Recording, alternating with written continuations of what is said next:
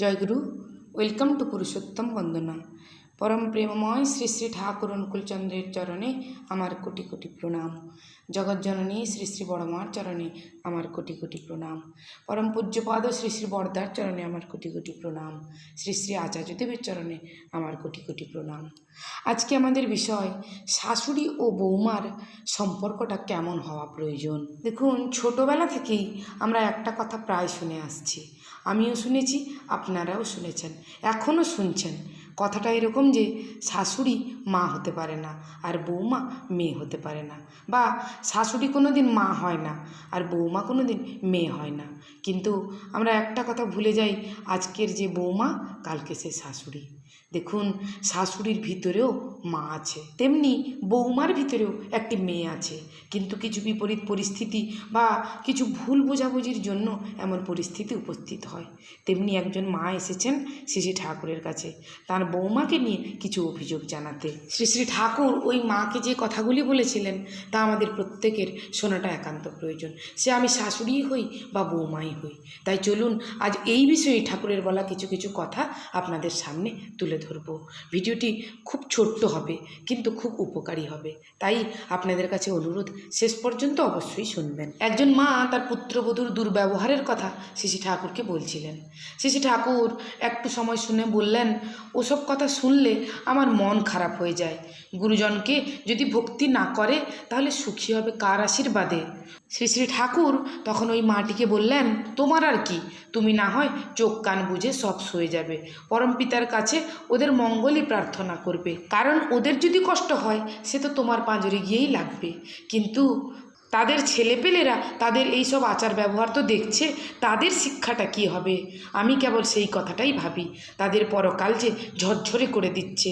যাক, তুই মনে কোনো দুঃখ করিস না, শাশুড়ি হিসেবে তুই দেখিস তোর দিক থেকে যেন কোনো ত্রুটি না থাকে। তোর বউ তোর সঙ্গে খুব ভালো ব্যবহার করলে তোর পক্ষে যেমন তোর ব্যবহার স্বাভাবিক হতো তুই তাই করতে চেষ্টা করবি। এ সত্ত্বেও যদি দুর্ব্যবহার করে মনে করিস নিহাত তোর কর্মফল। মাটি তখন শ্রী শ্রী ঠাকুরকে বলছেন, যখন আমার বৌমা অকথা কুকথা কয় তখন আমার মাথাটা ঠিক থাকে না, আমারও যা আসে মুখে বলে দিই। শ্রী শ্রী ঠাকুর তখন বলছেন, তাতে লাভ হবে না, তাতে সে নিজের দুর্ব্যবহার সম্বন্ধে অনুতপ্ত বা তোমার প্রতি শ্রদ্ধানত হবার সুযোগ পাবে না। সেই জন্য নিজের চলন খুব নিখুঁত রাখা লাগে। পরিবেশ যদি খুব খারাপ হয় সেটা একদিক দিয়ে সুবিধা, খারাপের মধ্যে আমরা কতখানি ভালো থাকতে পারি আর খারাপটাকে আমরা কতখানি ভালো করে তুলতে পারি সেইটাই তো আমাদের সাধনার পরখ। দেখুন, একটা সহজ কথা বলি, আমি যদি বৌমা হয়ে আমার শাশুড়ি মাকে সম্মান না করি, শ্রদ্ধা না করি, ভালো না বাসি, তবে কিন্তু আমার ছেলের বউও আমার সঙ্গে তাই করবে। সেজন্য আমাকে প্রস্তুত হতে হবে, প্রস্তুত থাকতেই হবে, কারণ আমার সন্তান তো ওইটা দেখেই বড় হচ্ছে।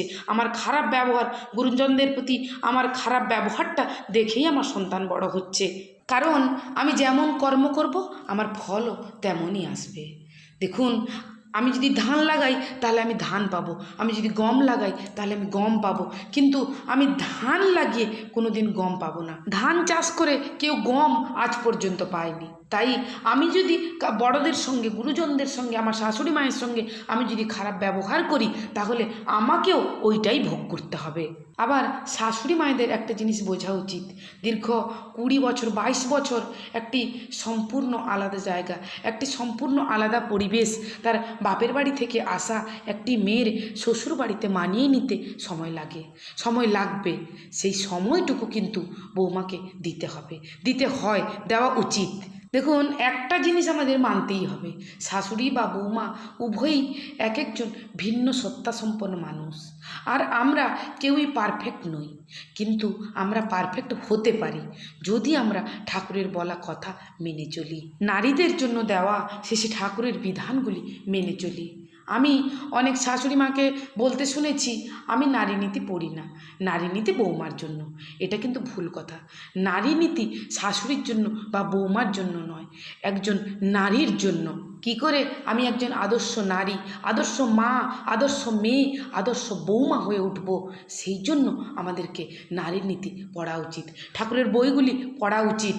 শুধু পড়লে কিছু হবে না, শ্রী ঠাকুরের বলা ওই কথাগুলি আমাদের জীবনে মেনে চলতে হবে। তাই তো শ্রী ঠাকুর একটি মাকে জিজ্ঞেস করলেন, তোর বউ লেখাপড়া জানে?